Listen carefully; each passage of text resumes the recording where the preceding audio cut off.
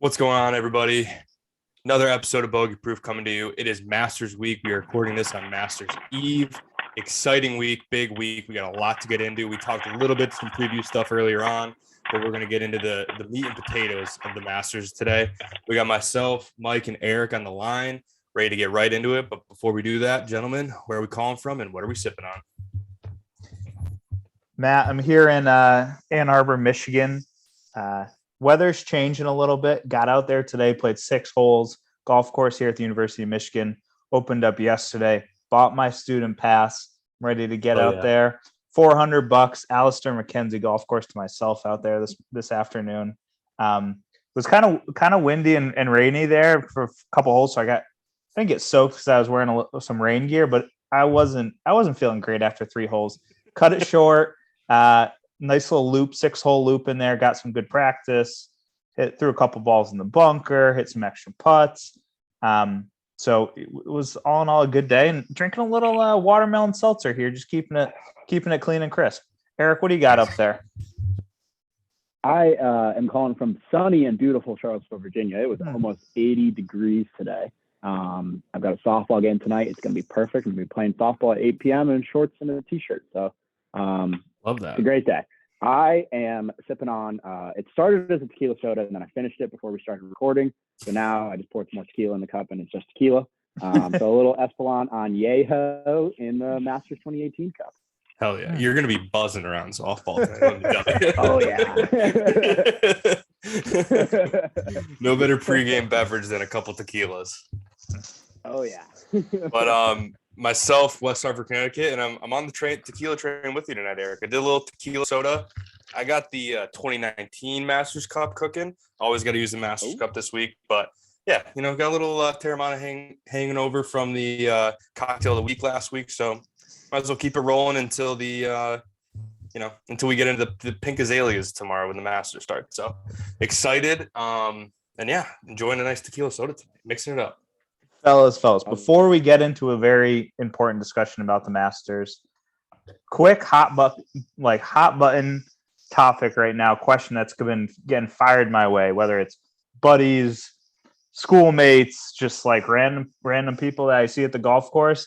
They're like, what's the difference in when it comes to skill set and ability and things like that? What's the difference between a good low handicap, a 3 or a 4, maybe even down to a scratch, and that 15 handicap? Erik, what for you, if you're talking to your 15 handicap buddies, what do they need to improve to get, shave some strokes nice and quick? I'm gonna keep it a little simple, less on the technical side, and just talk about keeping the golf ball in play and not losing your golf ball. Just kind of keeping it in front of you, choosing the simpler shots sometimes, and just focusing on just keeping your golf ball in play and not losing it. I think that those shots add up really quickly when you do lose a golf ball. Hit a golf ball out of bounds, now you're hitting 3. You do that 2 or 3 times around, that's 6 shots right there. It may not seem like it, but that's kind of what I like to talk about with some of my buddies that are around that 15 handicap mark, is just get the ball off the tee, get the ball on the green, around the green. Doesn't have to be the perfect shot, just keep it in play. Yeah. I think outside of the obvious strokes you save by keeping the ball in play, the psyche of that too, there's no more rattling thing than pumping one OB or hitting in a pond or whatever it may be, where we're not professionals. We don't have the mental fortitude that those guys do, but that carries over for a couple holes, I'd say, for most amateur golfers, myself included. You lose that ball, it's the immediate impact of 2 shots out the window, and then also the what the fuck for the next 2 holes that has an effect as well. You usually don't, every once in a while you kind of bounce back, but more often than not, I think that trails with you for a few holes and kind of carries on, which is no good either. So I think that's a great quick fix to a simple thing to focus on.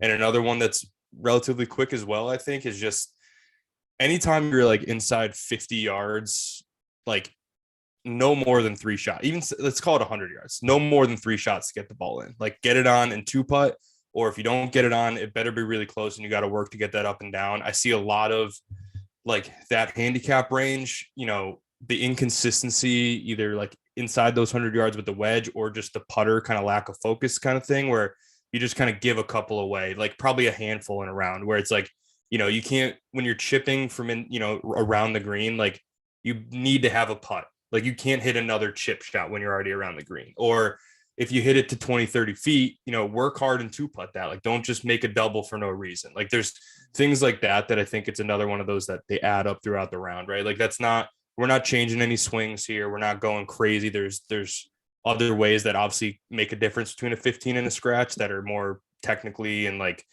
the way you strike a golf ball, like kind of motivated. But these are ones where it's like, hey, I'm inside 20 yards, like no more than 3 shots. Inside 100 yards, no more than 3 shots. Like get it on the green, work to two putt. Every once in a while, you're going to surprise yourself. You make a 20-footer.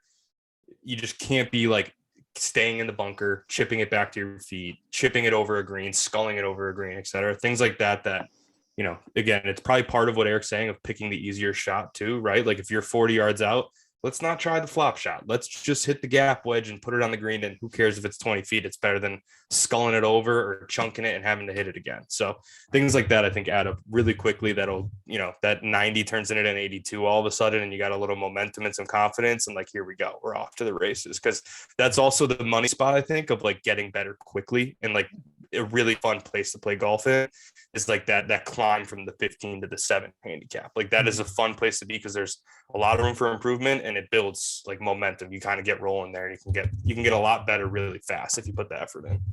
Yeah. I just want to piggyback off your point, Matt.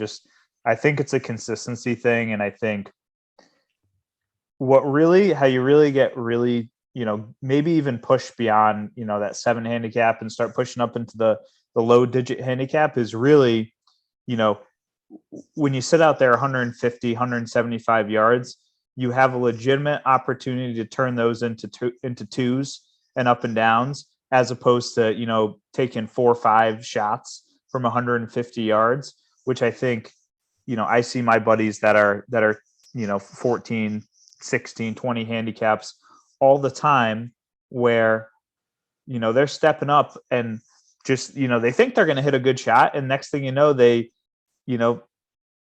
go after a pin that they shouldn't go after. And now they're in a terrible spot and the best they're going to make is a double bogey. So, finding that level of consistency and kind of turning that dial of, hey, I'm going to have a chance to get this thing up and down, as opposed to just kind of hanging on for dear life.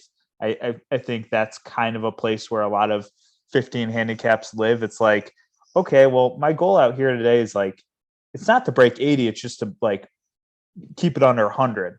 Right. Yeah. And you need to try to go shoot that 82, 84.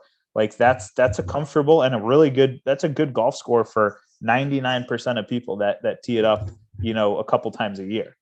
And I think you have a good point there too. It's like it's expectations too, right? Like if you shot 90 yesterday, like you can't expect to shoot 75 tomorrow. Like that's just not how golf works.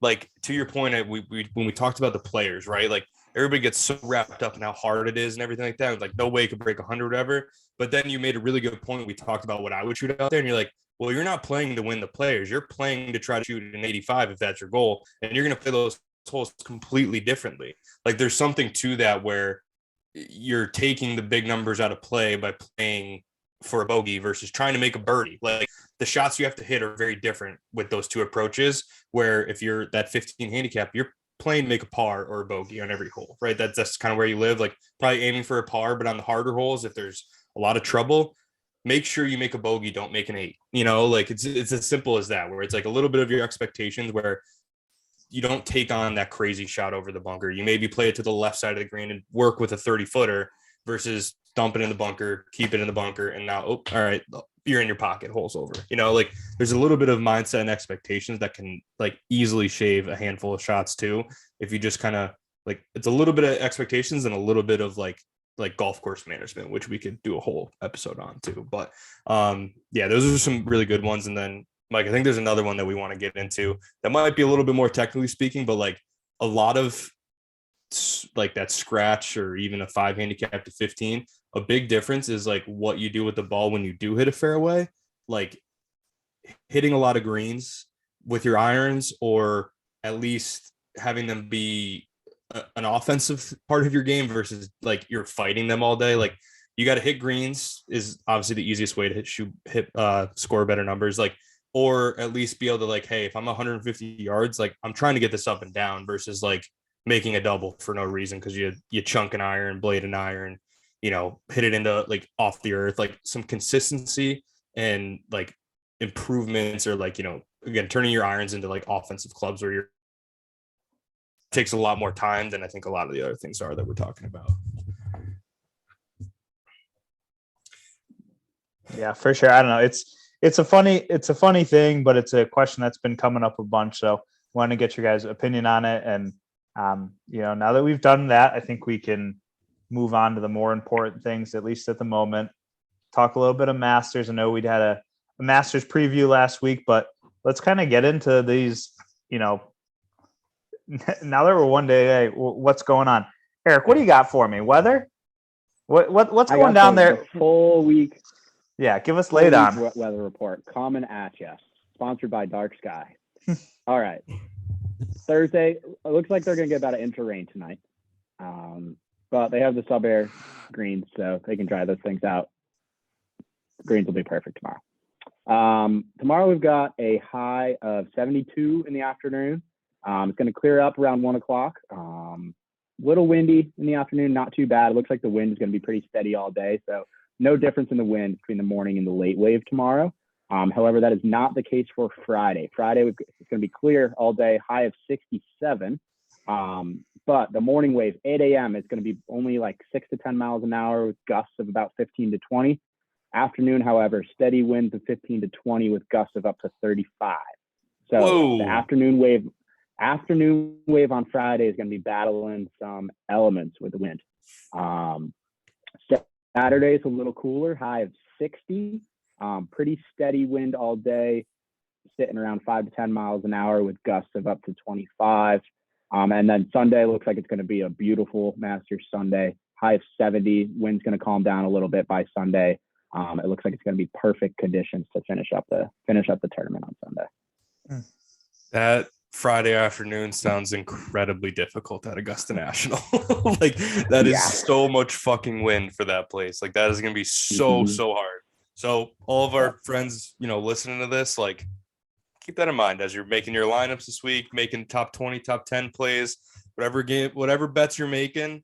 That is absolutely a factor. I don't know if it'll be as severe as the players, but it's something. That is definitely going to make a difference. And I hate that for Tiger Woods. I hate that. Absolutely hate that because we don't need any more odds against him this week. He's already coming in out of like the clouds, which that's breaking news since the last time we recorded, I believe. Like, holy fucking shit. I can't believe he's actually going to play in this thing. Like, I'm not expecting too much. I'm not going to like emotionally I am, but mentally my brain is telling me like, take it easy. I know not to expect a lot. Like, can't go from 0 reps in 18 months to slipping on a green jacket. Get that. But like he's fucking playing and that's a win in my book. And I'm fucking excited to watch him. Just hate that he got the bad draw with that wind on Friday. It's bad. Yeah. I might take a look at some of the guys that are in that early late wave or just in the late wave on Friday and maybe pick some of the better players. Maybe some of that think might miss the cut, get some good odds like plus 300 or something to miss the cut.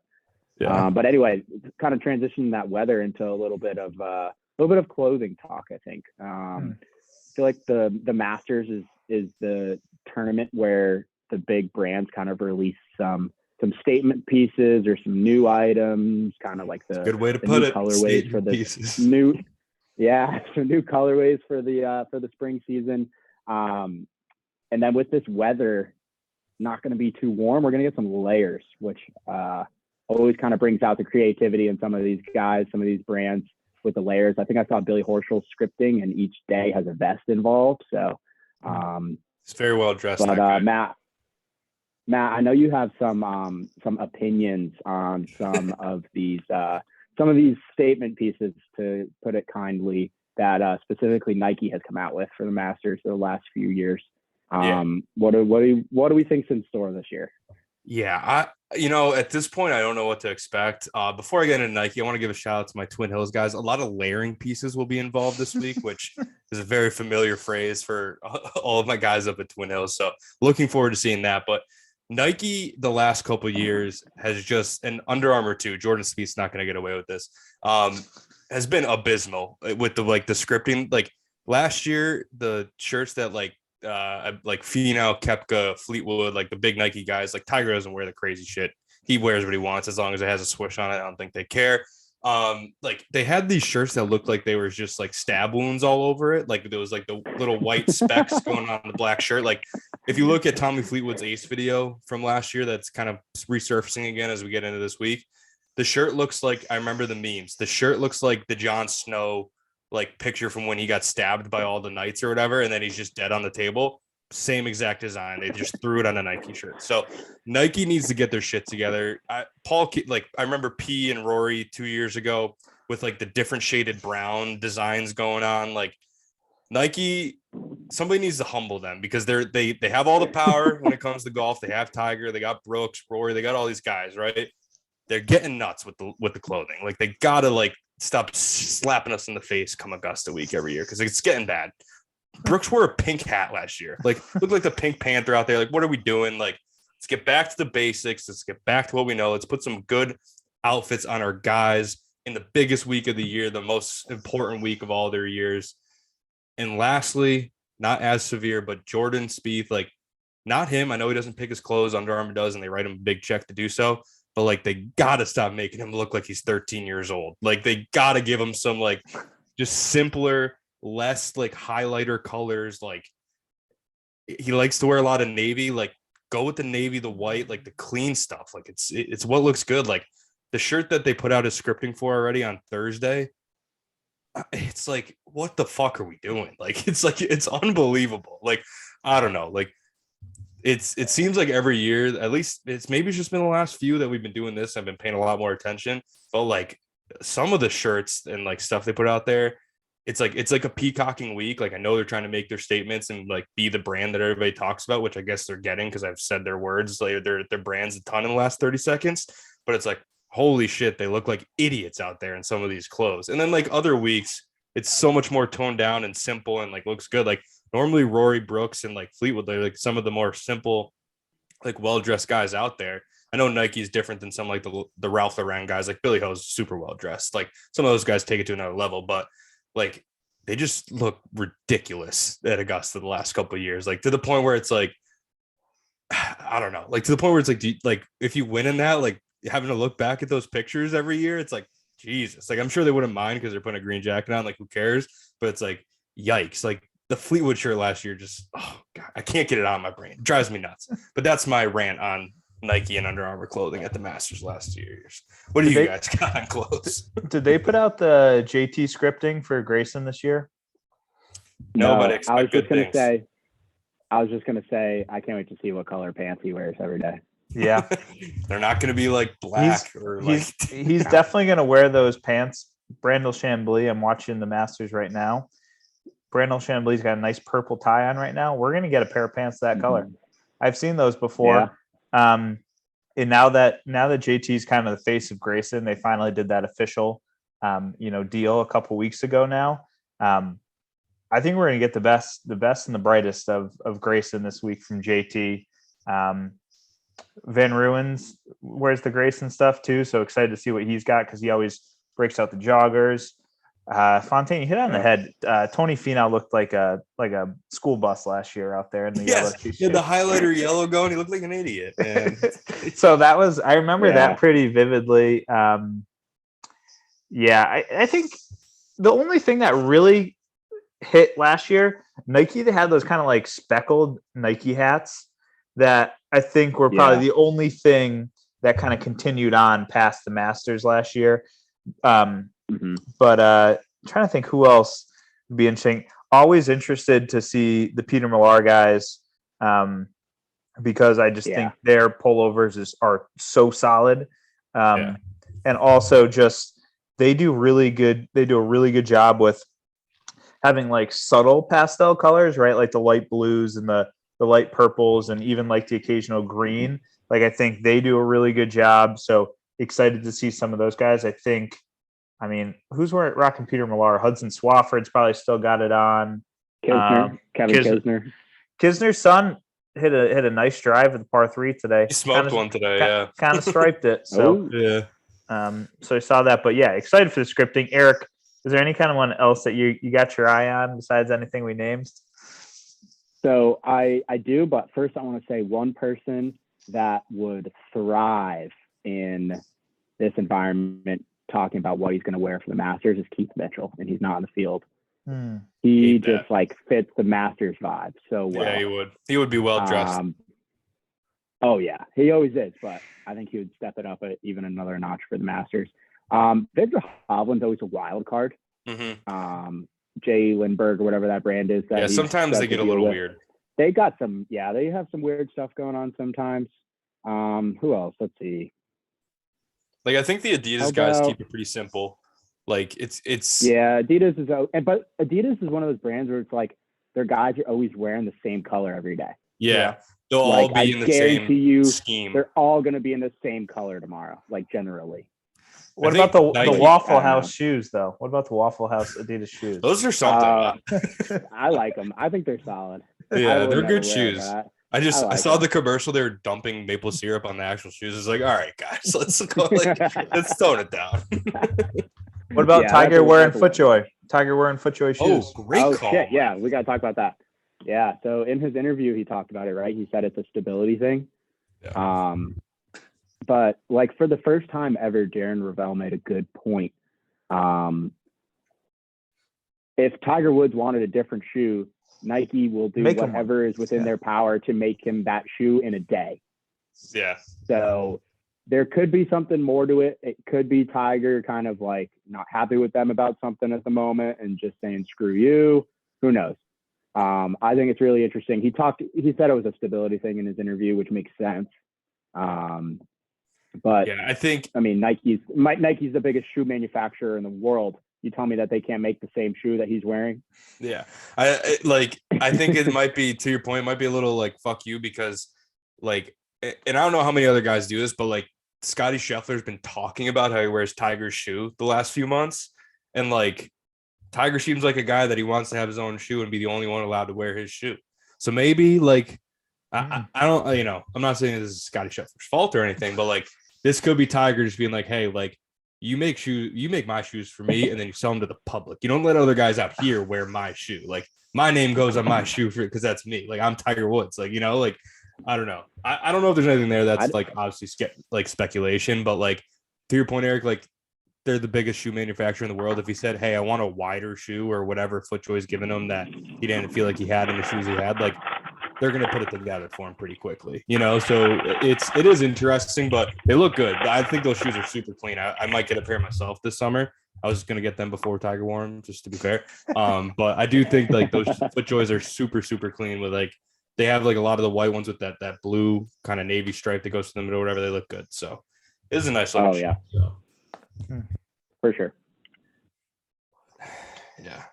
Any other Tiger commentary now that we kind of, once you say his name, you can't. Yeah, you got to get it all out. So I'm trying to think hot takes from this week. I haven't watched a ton. Just a busy week at school, and so really kind of just listened to his interview the other day, and I think what struck me and what it's been all over social media is just like once he showed up. Like you just can't talk about anything else. And there's no other, like every question is like, his name is like, it's either it's like a Tiger question or it's like a Tiger adjacent question. Tiger said this, and this is what the change is. Do you agree with him? Right. Like instead of just like asking the player what they think about it. Right. Like in JT's interview the other day, instead of just asking him the question, like, what's the best advice you've gotten about Augusta National? They're like, you're really close to Tiger Woods. Like, what has he told you about Augusta National or something like that? So I think that's kind of been funny. And the world is just so Tiger hysteric.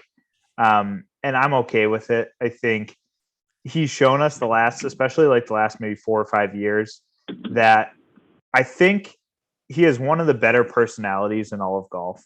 And when he was so good and he was so determined, I think that got lost a little bit because he was so fiery. But he is, he is just a very unique personality, and he's just captivating. So I'm all in on Tiger Woods this year at the Masters, and just excited to see him tee it up.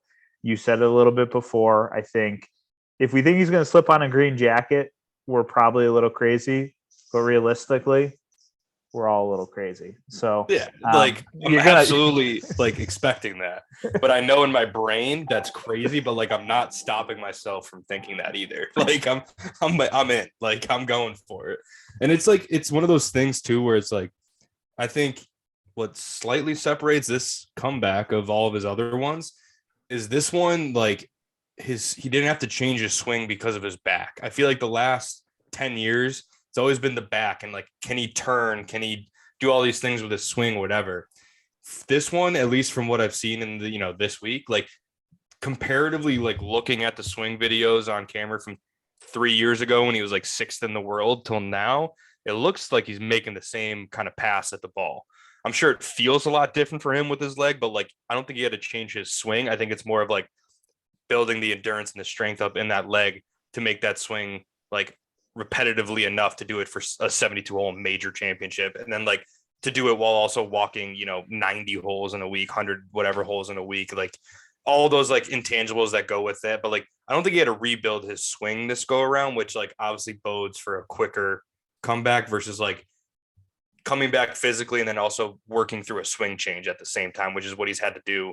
It seems like over repeat, like it's like 7 times he's done that, I feel like, in the last 20 years. So that is the one thing that has me also like a little bit more hopeful than like, that he'll at least be like relatively competitive. Like, I don't think, like I said, like green jackets, like, let's pump the brakes, but like, I fully expect him to make the cut, like, I don't, like, and be kind of, maybe get out there early Saturday, make some noise. And then once the leaders go off, they pull back away or whatever, and then finish in like a comfy, like T28.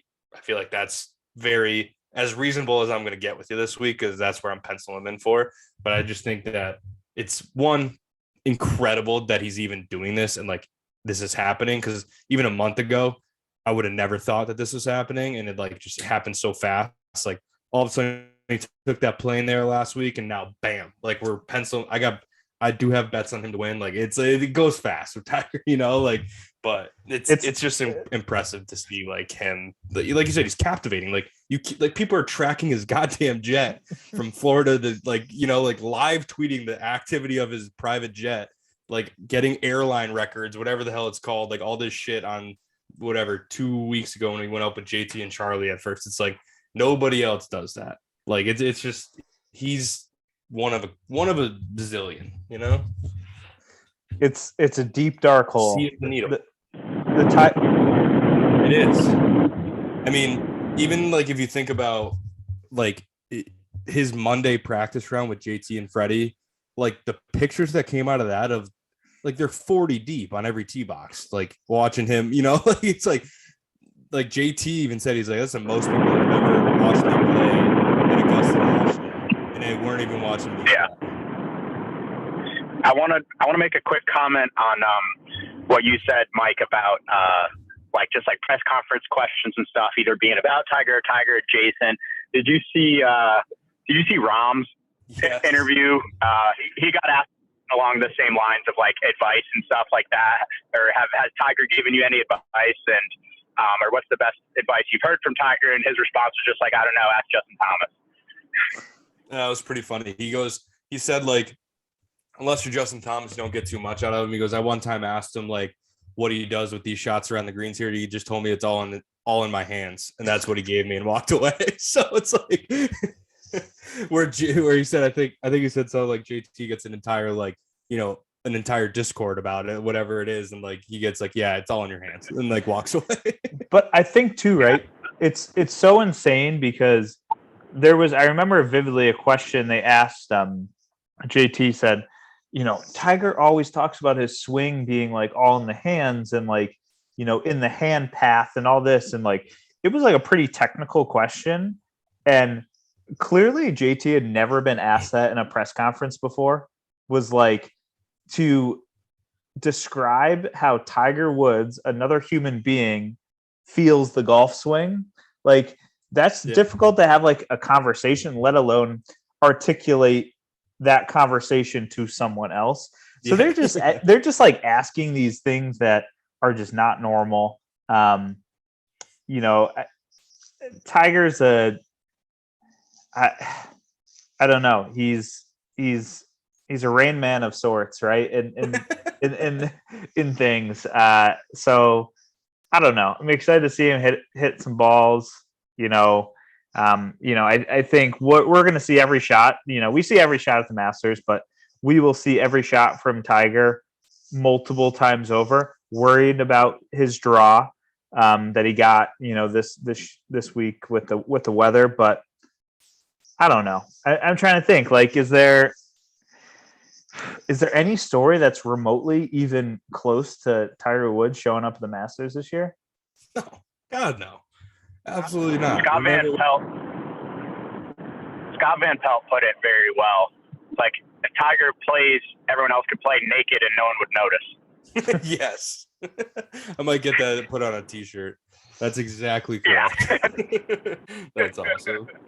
I mean, like, even right, like even a guy like Rory, who is almost always one of the top 2 stories going into Augusta for him completing the slam and all of his close calls, yada yada yada. Like, they, again, Tiger adjacent question. Like, they can't even ask him what he feels this week. They go, does Tiger being here help take some pressure off of you? Is how they ask him the question in his press conference. It's like stuff like that. And he literally is like, well, yeah, it helps a lot. Like, I don't feel a lot of pressure. He also is making me really nervous. I think he's like, he needs to like not be so smart sometimes when it comes to golf. Cause he's like, well, think about perspective. Like, does it really change my life if I win this or not? Like, no, like, he's like, I've come to terms with that. Like, I was like, Jesus, man, like, that's not where, like, that's not the right mindset to, like, yeah, like, in the grand scheme, of course that's true. But like, you don't, like, the week of, dude, you're supposed to be there to, like, you got to be there as a killer. Like, you got to be there to win. Like, you can't just expect it to fall in your lap. Like, I was like, and obviously there's a lot more context and like things of that nature that like,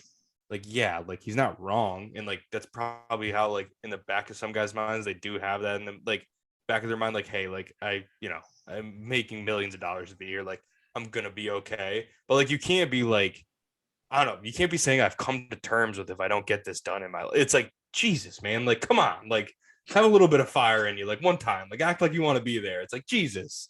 It's again, like a Rory Stan. It's like that when he said that, I was like, fuck, it's like, but maybe that's the way he needs to think about it and he'll play better. Who knows? I'm not him. I don't, but like, that just doesn't sound great. Like, Tiger would never fucking say that. Again, not everybody's Tiger, but like, Tiger was asked, like, would you tee up? Like, do you think you can win this week? I do. Like, bang. Like, like, that's the difference between, like, Tiger and everybody else, but especially coming from Rory, who like has shown crazy signs of like being a killer, like when he was younger, especially. Like, hate to hear that from him this week, but I'm gonna make a hot take here. If Rory doesn't win this year, I don't think he wins the Masters. I think this is the only year that him not having the career Grand Slam, him being so close to the Masters so many times, I think this is the only year that he's ever going to have again where that story isn't even close to one of the biggest stories of the week because of Tiger. I agree. He's flying under the. That's a good point. He's flying under the radar a little bit this week. I feel like it's almost like the perfect storm for him this week. It is going to be softer out there, too. Like, yeah. So, I don't know. That's my hot take of the day right there, is that if he doesn't do it this week, I don't think he does it. I like that. Because, I mean, there's a lot of things that go in his favor this week, like you're getting at. Like, they did kind of backhandedly ask him that, but, like, it's not the number one story.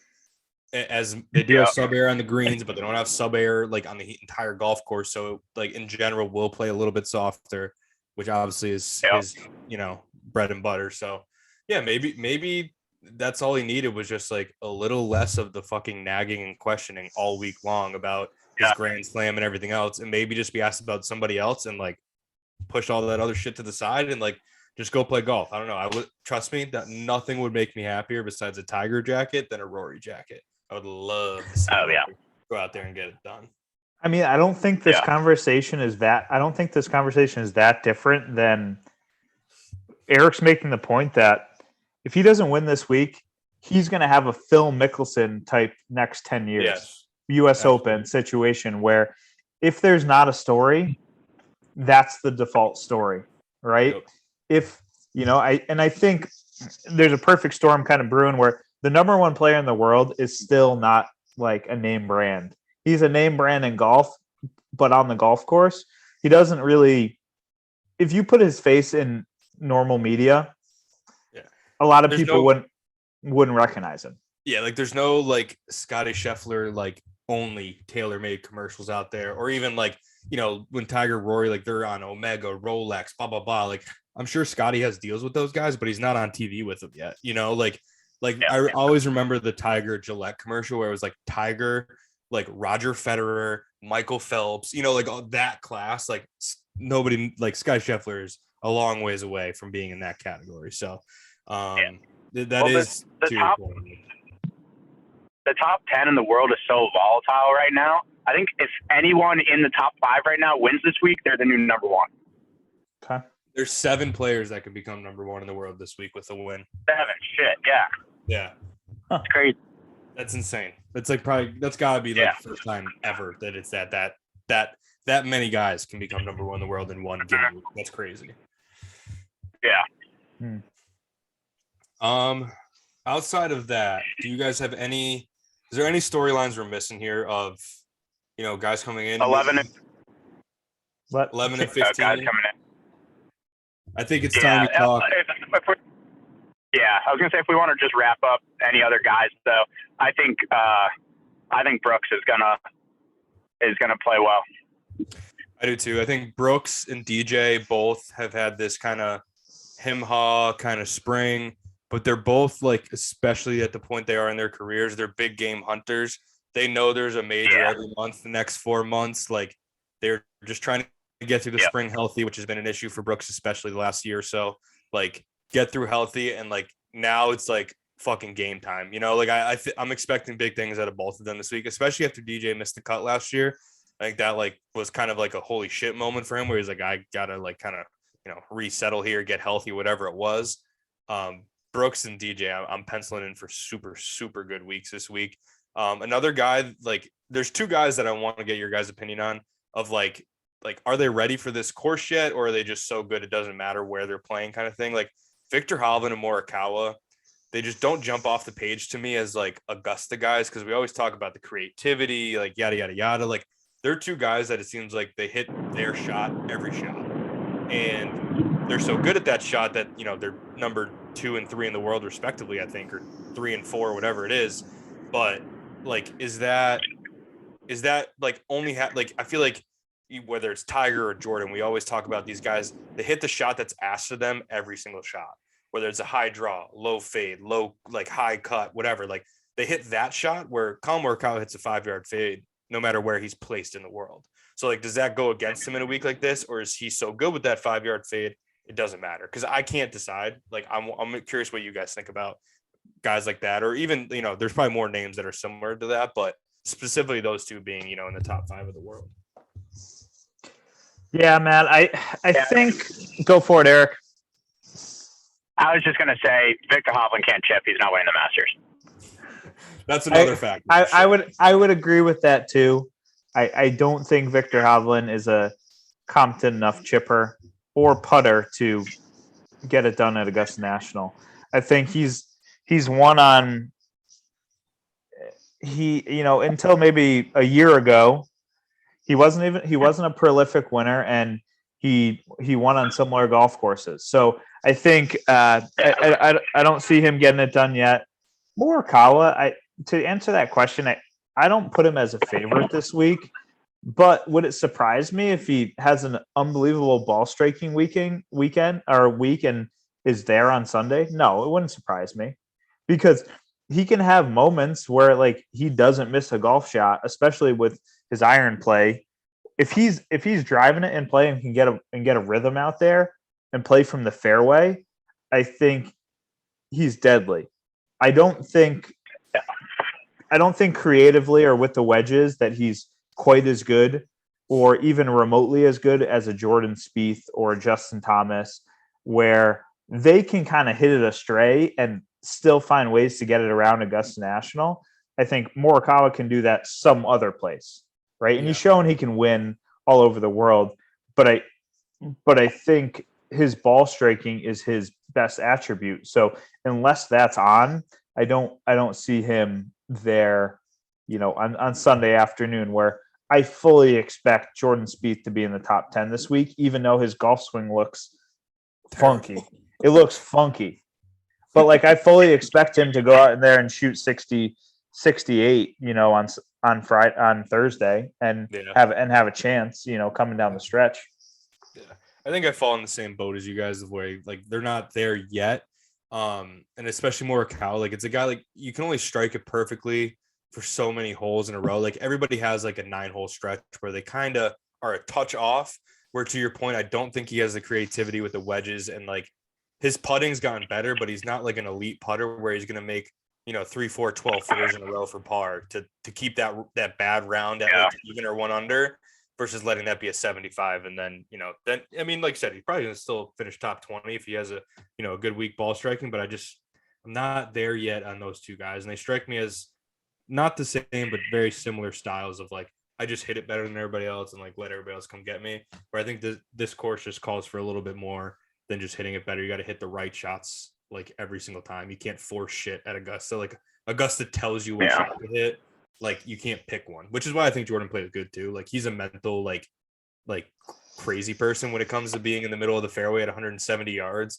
I've never seen somebody have so many, like not so many issues, but like have so many thoughts on that, like that stock of a shot. Where we're at Augusta, it tells you what to do every hole. And I think that's why he plays good, because it lets him just like, hey, if it's a high draw, let's do it. I got that. Like if it's a low cut, I got that. Like, but like it tells him, it doesn't let him decide and sit there and be indecisive and think about a million different shots he could play from 170 yards in the middle of the fairway. It just says like, hey, this pin's in this spot. If you want to be within 20 feet, you got to hit it like this. And then he can go do that. So again, Jordan Spieth is like the total opposite end of the spectrum, I think, of just like the creative genius, and like probably doesn't have like the stock shots as well locked in as he would like right now. But yeah, I expect him to play well this week for sure.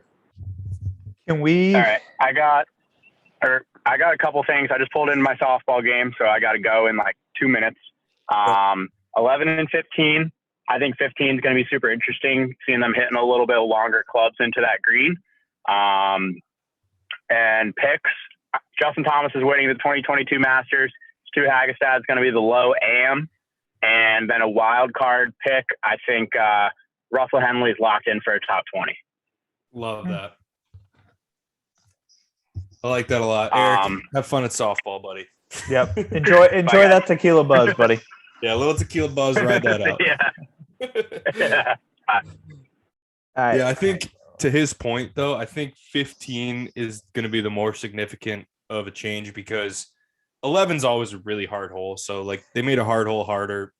They're all from listening to like Rory and a few guys talk about it, it seems like the drive is easier, the approach shot's harder. It's like it was hard. Regardless. Are you still? I mean, like, I still think the scoring average there is like 4.3, 4.4. Exactly, and it was before. I don't think that, like, it may make a difference in how they actually execute the shots, but the end result's probably the same there.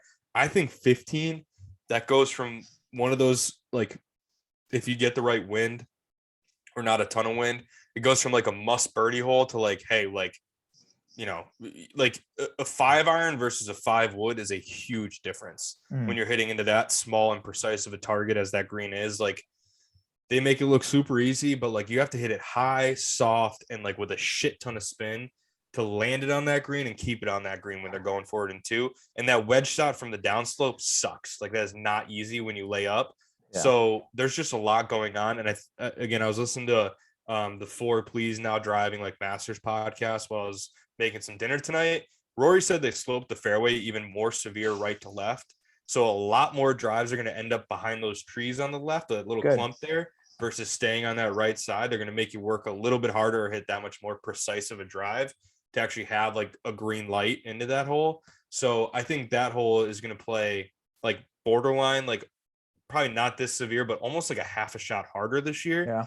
Just from the things they're doing with the fairway angle, as well as adding 20 to 30 yards on a par 5 that was already like, you know, wasn't like they were hitting 7 irons and 8 irons. And like maybe Bryson was, but for the majority, it's still like a 220-yard shot down the hill that now is 250. Mm-hmm. So like that seems like a very, very like impactful change, especially if we get some wind like Erik's talking about. Like it's going to, maybe it just turns into a lot more people lay up and they make that wedge shot look pretty easy and make a lot more like 5s and 4s versus 8s and 3s.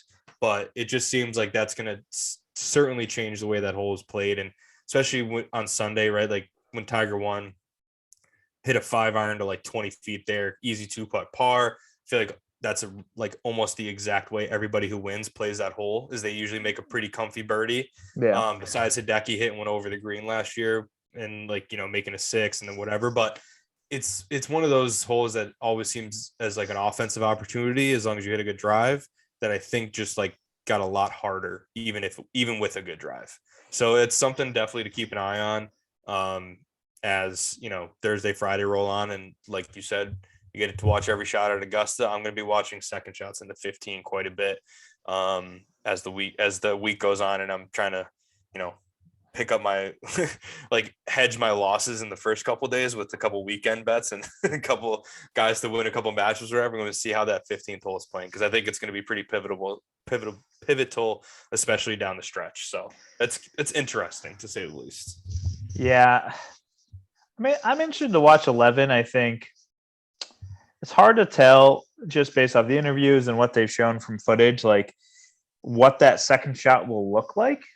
I think it's, we're still going to probably get a ton of people in those right trees. Now that they're kind of cleared out, they say it's, significantly more difficult.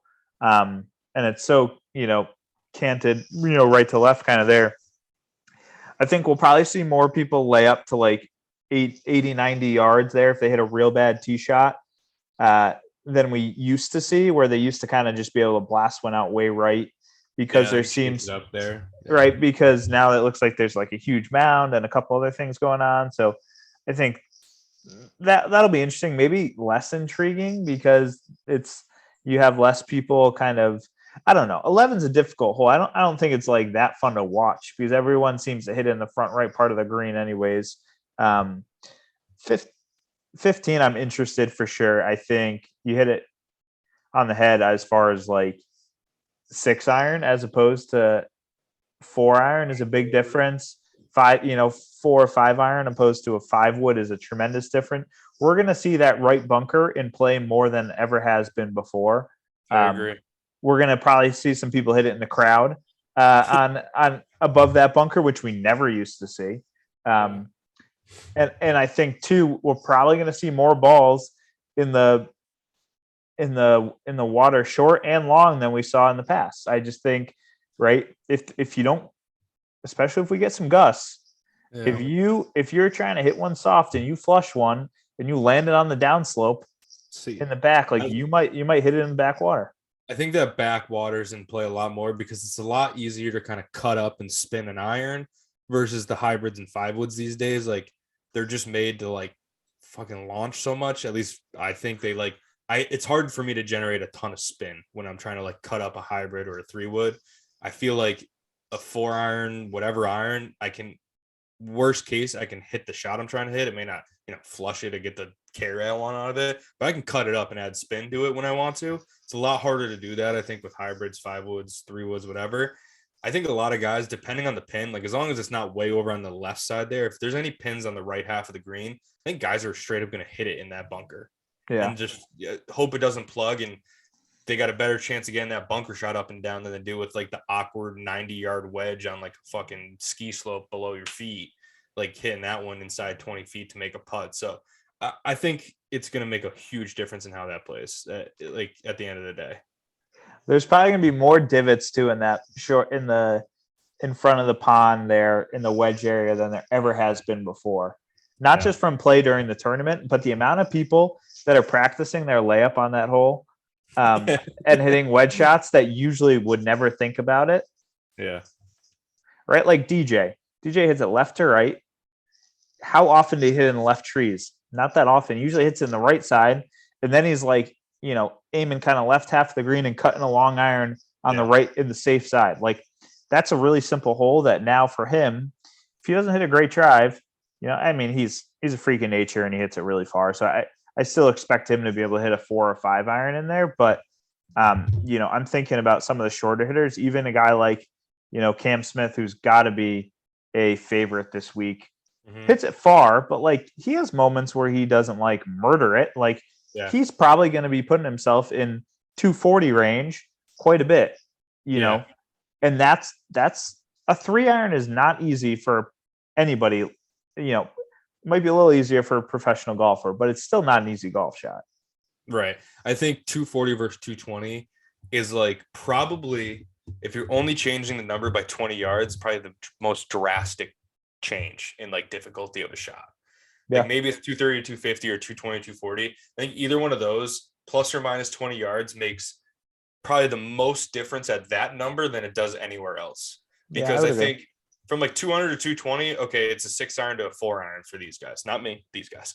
But like, and when you get the shorter you go, it's just a different club you're swinging. But from that 230-ish to 250-ish, 20 yards right there is a difference between an iron in your hand, whether it's a 3 iron or a 4 iron, to like probably a 5-wood hybrid or like a driving iron. Like, and when you're hitting that as an approach shot versus like, an approach shot that you have to land it on a number, it's not like 8, right, where they hit these slinging hooks and they chase it up there and it's whatever. Like you have to hit a spot into 15, or you're short or long and you're water one way or the other, or you're almost better off in the water than you are like not going in the water long, because that chip shot's the scariest chip shot in the world, back up over the hill and like to the green, running away from you into the pond that was short now long. So it's like I'm fascinated by what that's going to make these guys do. And like, maybe they get the wind helping them a couple days and it doesn't make the impact that they thought it would. But I really hope that we get at least one day where like it's relatively calm and we see a lot more from 240 to 260 into that hole, or 230 to 250 into that hole, versus the 220 and less that we've been accustomed to the last handful of years. Because I want to see what that's like. I mean, you hear the stories of back in the 80s, 90s, whatever, guys hitting 1 irons and shit into that. Like, let's see what these guys got with a 5-wood versus a 1 iron, and see like, I would like Augusta to remind us how fucking good these guys are and like hitting that shot. Because I think we go a little bit numb to it, seeing it every year and just being like, oh, 15's a birdie hole, it's easy. It's not. I've been there and I've seen it. Like, that's a fucking insane hole that they make look really, really easy. Like, let's have Augusta remind us how hard that really is by taking the 5 iron out of their hands and making them grab something with a cover on it. Like, let's go. Like, I'm excited to see that. Yeah, I'm super excited. I think 15 is going to be awesome. I think it just makes the finish that much better, not having another birdie. I think the volatility of 11, 12, 13, even 10, right? Even like 10, 11, 12, 13. If played properly, you're probably 1 or 2 under. If not played great, you're probably a couple over. Now, and we usually have kind of this stretch of like, if you got through 12, you're going to birdie 13, you're going to birdie 15. You might gather momentum, hit a close one especially on Sunday with that pin on 16. Like, you could really finish strong. We saw Schwartzel do it when he got it done. When Tiger won, obviously he made bogey on 18, but made some birdies down this 15, 16, like you said. Yeah. Right. So I think, and when you kind of have that birdie in your back pocket, right? Like when you fully frees you up a little bit. It frees you up, right? Like I think even like if we went and played Augusta, like we were talking about the other day, like could you birdie a hole on Augusta? Like like you probably would get one, like especially on the par 5s, So I think those guys having kind of that peace of mind that, hey, I can make a couple bogeys. I can bogey 10 and 11. If I bogey 10 and 11, hit a good shot on 12, like I'm rolling. Like I'm okay. Like I can still get it under par this 9. I'm good to go. Like, and I think that might change this year with 15 if it plays to what it sounds like it's going to play. Again, there's a lot of other conditions that factor into that actually, like being like the cause and effect actually occurring. Like, they need to get the right conditions for that to actually play. If they get it downwind, it doesn't matter. They're all going to be back where they're used to being anyways. But I think it's just like, it's going to be really, really interesting because it's at such a pivotal point in that back 9. It changes way more than just that one hole itself, to your point of like, if you think you got that birdie in your back pocket, like you're swinging a little freer on 13 on that second shot. Cause even if you get it in the water, you might be able to get it up and down for 5. So, you still got one more par 5 that you can get. Well, now 15 is like a really good 5 and like not an auto 4, like grip it a little tighter on that side hill 4 iron you're hitting into 13. Like it just, there's a trickle down effect that I think that being at the place it is on that golf course with all the history at that hole, making that a half a shot harder has a trickle down and trickle forward effect that like now you might have to press a little more on 16 and 17. And you might do something like Xander did last year where he just like picked the wrong shot because he was trying to do something crazy, chasing Hideki down and hits it in the water when he really wasn't chasing, and he could have just hit in the green, made a 3, yada, yada, yada. Like 17 is not an easy hole. 18 is not an easy hole. So it's like, there's trickle down pressure that goes everywhere else. If you make that one hole at that spot, like a half a shot harder, make it a good par versus like you're giving a half shot away with a par, it changes so much of like these guys' mindset. Like, sure, they're going to make it look a lot easier than we're making it sound right now, but just like, you got to appreciate how good they are to make it look that easy, because there's like, that is not a slight adjustment that they're making to that hole. Like, I think that's going to make, like, I think to the regular player, like probably the middle of the tier player in this field, the like, I don't know, Kevin Kisner's, Kevin Nas, like the guys that like, if they have a good week, they finish in the top 20. Like that's a really, really good week for them that they're not realistically planning to win this week. Like it makes that hole, it takes birdie out of play for them almost, or at least makes them play like 2 really, really good shots to make a birdie still, versus it being like, hey, I can still get 2, 13, 8, and 15. And then if I can just play the par 4 as well today, I probably can get this under par, like it makes it a lot harder for them if you take one of those easy birdies away. So it's going to be interesting. I don't know. Augusta's like never disappoints. Nobody's ever been disappointed by a Masters or being on the grounds, or whatever. So it's like, nitpicking here, but like that is one specific hole I'm going to keep an extra eye on this week. And, now that we've gotten through some course adjustments for this week, like Erik mentioned JT, I'd love that pick. He's playing fucking awesome. He's the perfect blend of like the creative artist versus just like the raw talent and like power. I think he's got a lot going for him. He's got Bones on the bag this week too, who's already won 3 jackets with Phil. It's a lot of experience there. There's a lot of things going in his favor. It feels like a perfect storm for JT. I love that pick. Who are you thinking this week? Slips on a green jacket, or maybe top am, or a surprise guy that may not win, but you think is going to have a better week than a lot of people expect. Yeah, I'll kind of work from bottom up. I think someone who has a good week this week that like, I don't know what their odds are to be top 20, but 200-1 Mackenzie Hughes to win. Mackenzie Hughes showed up in the majors last year. Mackenzie Hughes showed up in the majors.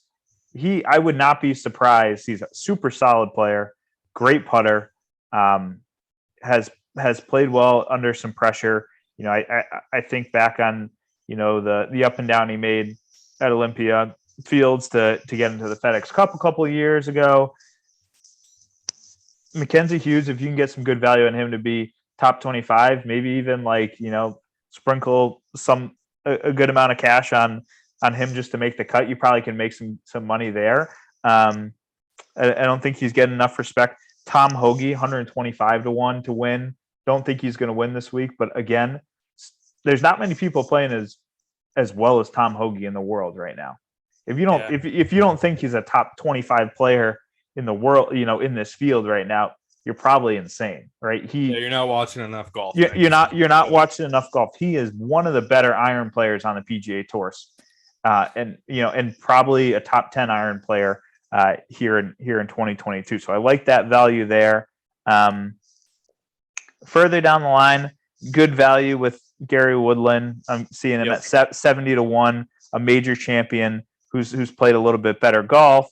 I like Tiger's just quickly rose from like 60-1 to 40-1 in the last couple. I think the books have to do that, or they're going to be bankrupt, because everybody in the world threw money on him in the last 4 days. so that's kind of funny. Shane Lowry, I like. I mean, maybe a little high, but like him and Sam Burns is good value at 35-1. two guys that I really like. Paul Casey for a top 20 this week, maybe top 10, always plays well at Augusta.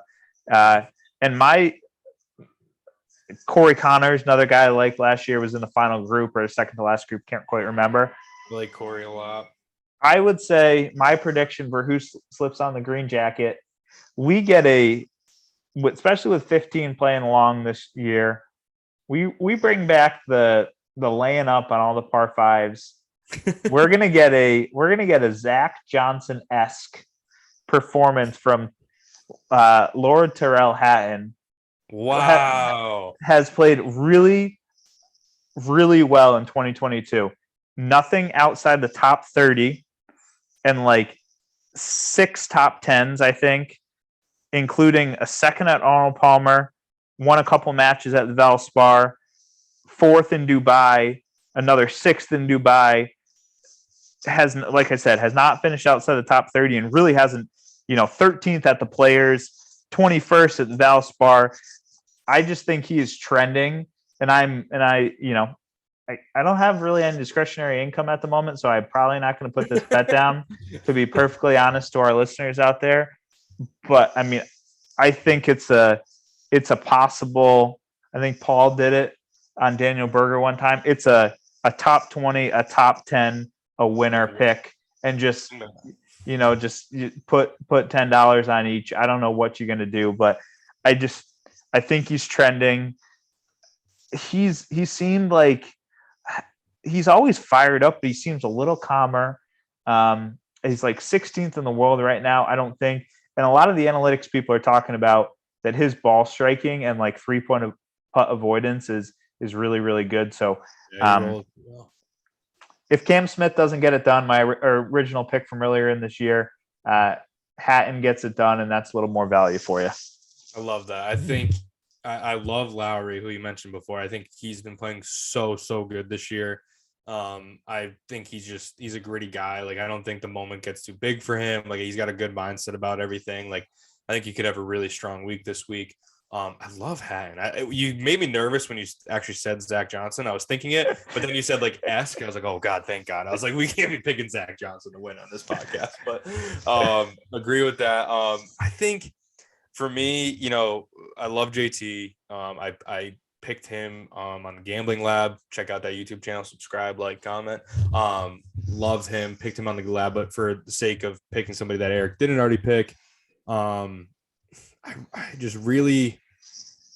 It's like obviously not like crazy of a pick, but like John Rahm, like I think, I've had a lot of takes about Rahm, and especially lately, I think Scotty Scheffler like really made my point, where it's like he wasted so much good golf by not getting a couple wins in the last 18 months. I know he won the US Open. It's a major. It's more important, all that great stuff. But like to be truly great in this game and like Hall of Fame status, like you have to win like a lot of times, like not just, once every couple years. And like he's not going to play that level of golf for that. Like you can't sustain that for very long, like Tiger was really the only guy ever that sustained that for any kind of significant time, right? So I feel like my take on Rahm has just been like he wasted a lot of really good golf by not like just going out and getting a couple along the way.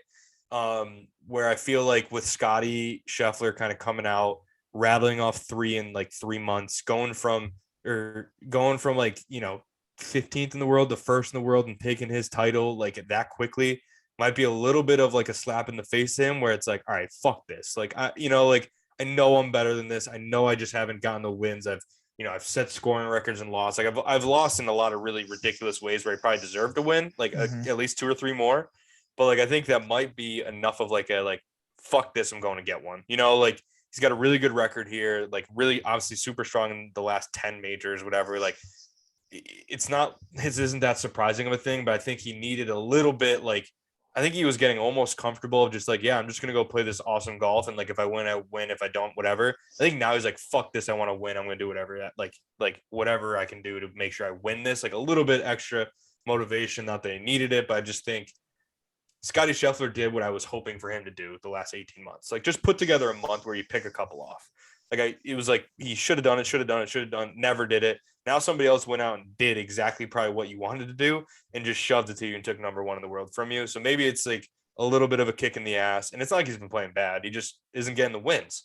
So that's my guy that I think has a little extra, not that he needed it, but like a little extra kick in the ass to like just go out and kind of be like, hey, all this JT Scotty talk, like everybody pump the brakes. Like, don't forget what the fuck I can do out here too. So I'm going to go with Rom, and I would have gone Cam Smith, but I don't know if anybody other than Tiger in like 2000 when he won 8 times has won the Players and Augusta in the same year.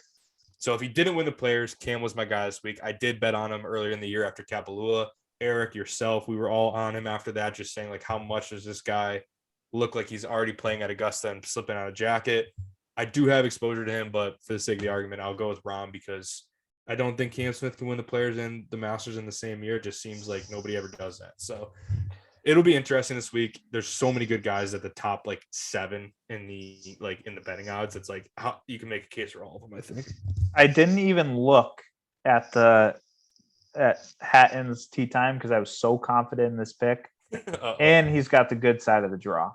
Oh, and he's got the good side. I think Rom does too. Rom's in the afternoon too. So, or like the late, early, whatever we're talking about. So yeah, maybe I've been hard on Rom lately, but I'm not dumb to the fact that like he's fucking unbelievable at golf. And maybe this will be the kick in the ass for him to actually go and like not just play good, but like go play good and fucking go get it. Like go fucking put on the jacket. Like, let's go, Rom. Come on.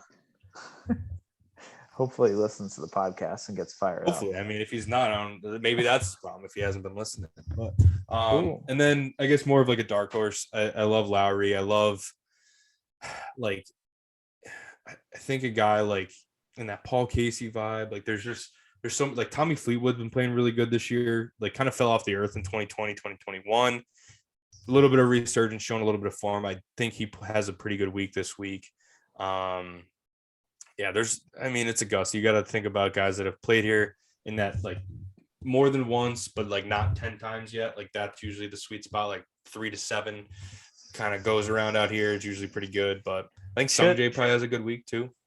I would agree. His dad, shout out Joey. His dad looks like a great man. That's all I have to say. Today looked like a lot of fun. Another side note here. Joaquin Niemann's team, he's playing with Tiger Woods this week.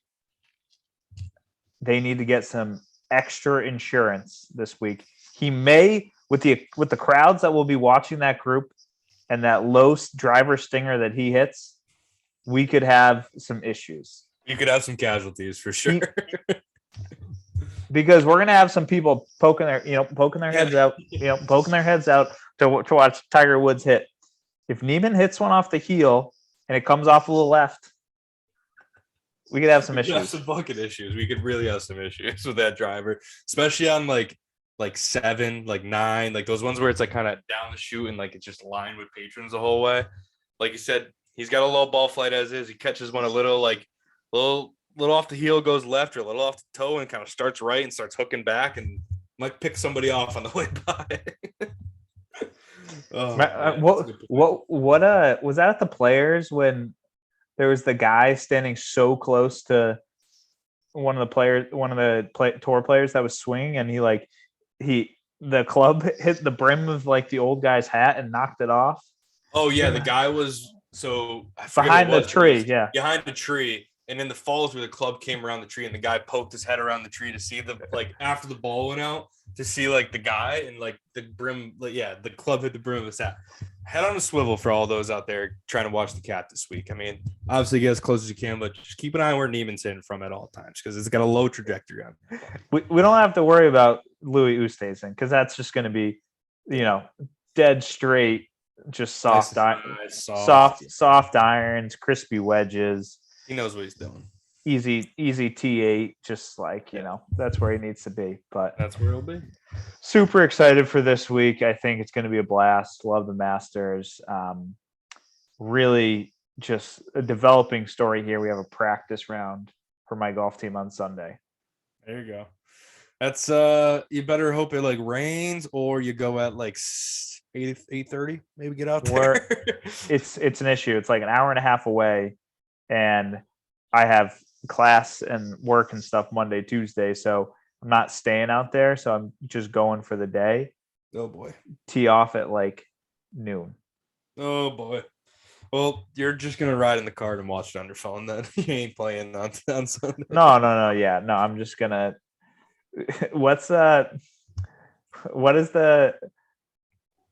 I'm trying to think. What does the old man say in Caddyshack to his wife when she tops one? That's a peach, huh? I'll just be like from the cart, just be like, "That's a peach, boys." Good one. Do it shit out of bounds. That's all right. Shut up. Keep working. Tee another one up. Just that was the right line. Good thought. Now it's all in the hips. So that's a developing story, but I on the other side of it, Fridays I only work till 12:30 for the rest of the semester here. So planning to park my ass on this couch, do a little homework, and watch the Masters for all Friday afternoon, all day Saturday. It's glorious. I mean, the picture on the TV, Augusta just looks different. It's just amazing. I agree. I cannot wait. I'm excited. The Cat's playing. There's so many things I'm going to watch this weekend. I cannot wait. I can't wait to go to bed tonight so I can wake up and it'd be Masters Thursday. Like a kid on Christmas, baby. Only it's better.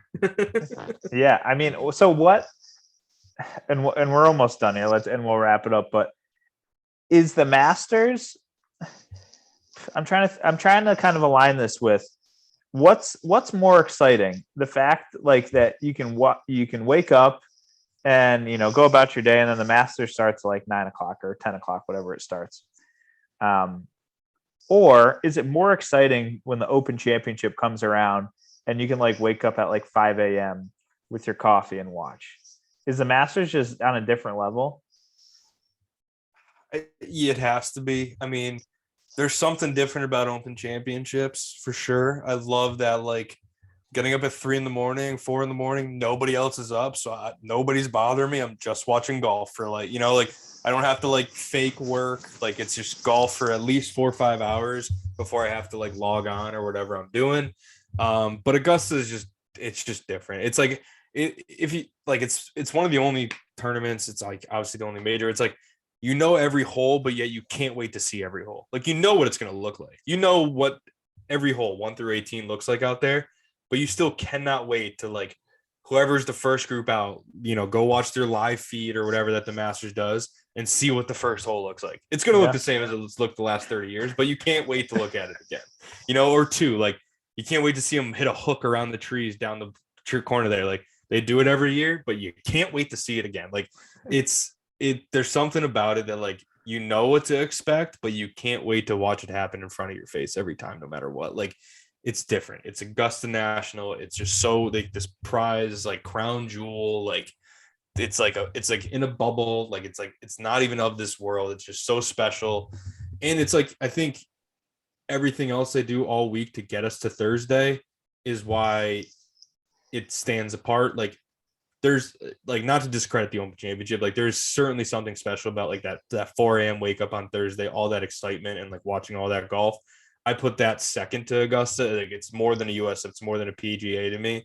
But like the Champions Dinner, like the par 3 contest today, like all the shit that like you don't have guys going over like weeks in advance, months in advance to get around in at one place for any other major. Like there's just so much other shit, like intangibles, whatever you want to call it, that make this so special. Like nothing ever gets to the level that any Augusta does.